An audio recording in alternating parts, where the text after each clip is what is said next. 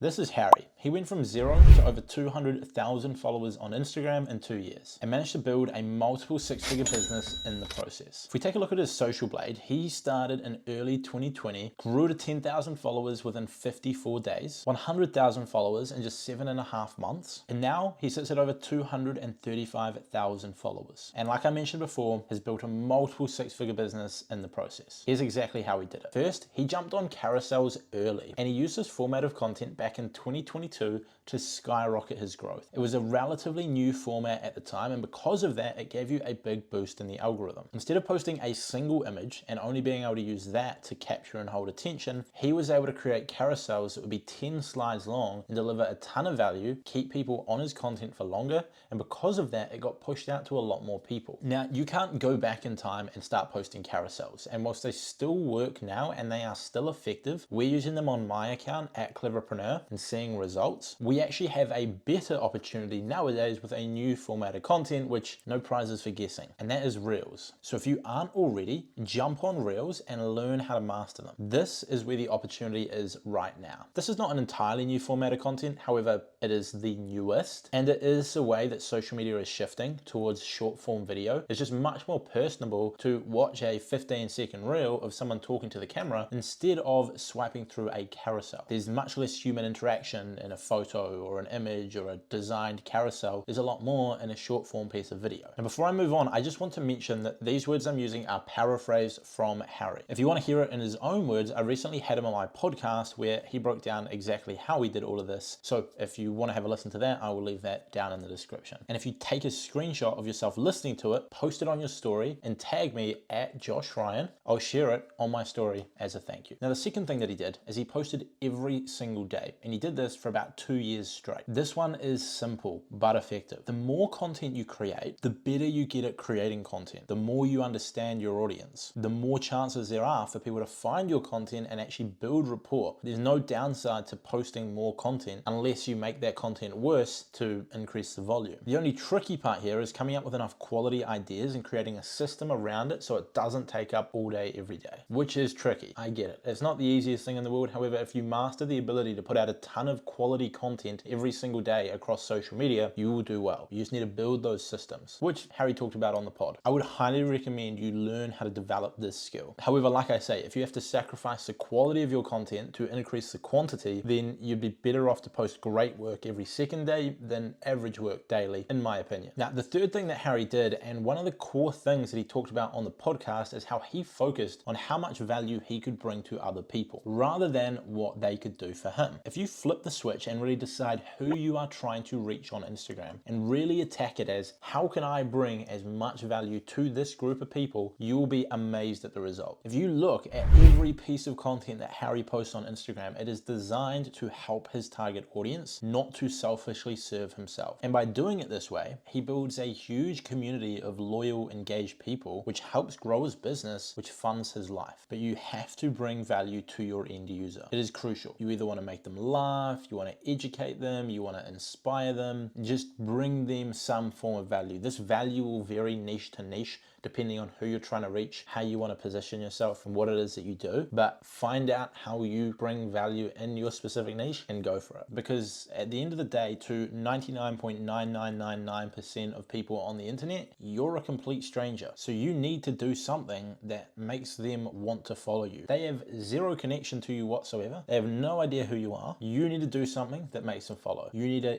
give them, you need to teach them something, you need to make them laugh, you need to make them cry, you need to make them feel something to get them to follow you. Now, the fourth thing that he did is he didn't monetize too soon. Because Harry already had a marketing agency when he started out on Instagram that was paying his bills, he wasn't forced to go ahead and try and sell out really early so he could make money to pay the bills, which meant he could focus first on growing a strong community and getting it to the point where it's growing exponentially. Now, monetizing early is not bad depending on how you do it, but if you are optimizing for short-term revenue, you will sacrifice your long-term growth and long-term revenue. And chances are you can do it this way too, even if you don't have a marketing agency already. I assume if you're not currently making money from income, then you're not relying on your social media to pay your bills. Bit of an obvious statement, but makes sense. So when you do start growing your audience, don't try and cash out too soon by just building some random products to make a quick buck. Be like Harry, focus on building that community first so you get to the point where where things are growing exponentially. And then that's when things really take off. And then when you do decide to monetize in the long term, you'll do so much better. Take my new account at Cleverpreneur, for example. We're nearly at 3,000 followers. We haven't started monetizing it. Everything I've done has been free content to provide value and build the community. Very, very soon, I imagine we're going to start hitting the explore page and things will start growing exponentially.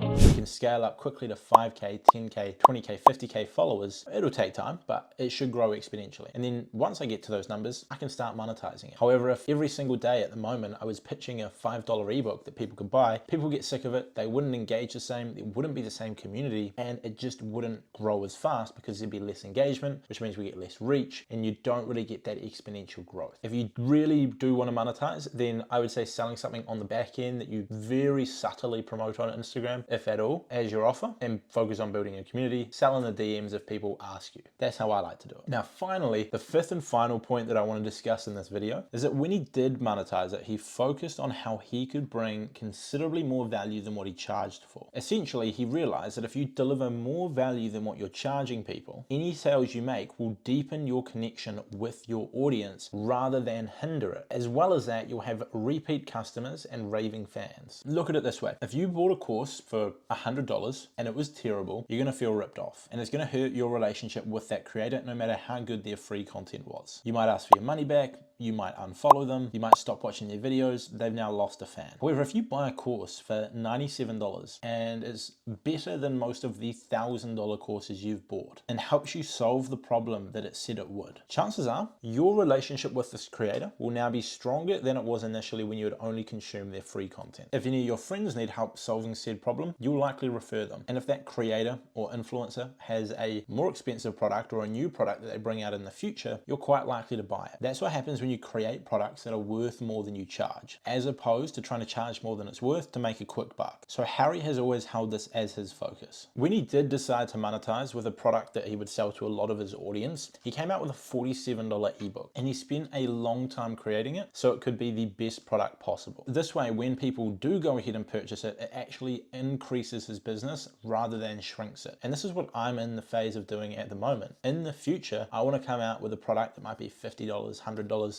something like that, that's more affordable than my consulting that we offer to businesses. And I want to find a way that I can make it worth 10 times, 100 times that, so that you guys get a ton out of it and it helps. So I'm taking notes from Harry too. And that there is how Harry gained 200,000 followers on Instagram and built a multiple six-figure business in the process. If you want to listen to the full podcast with Harry, that'll be linked below. Be sure to screenshot it, post it on your story, and tag me at Josh Ryan so I can reshare it. Harry also has his own YouTube channel where he creates his own videos, so I'll link that down below too. He shares a ton of value there.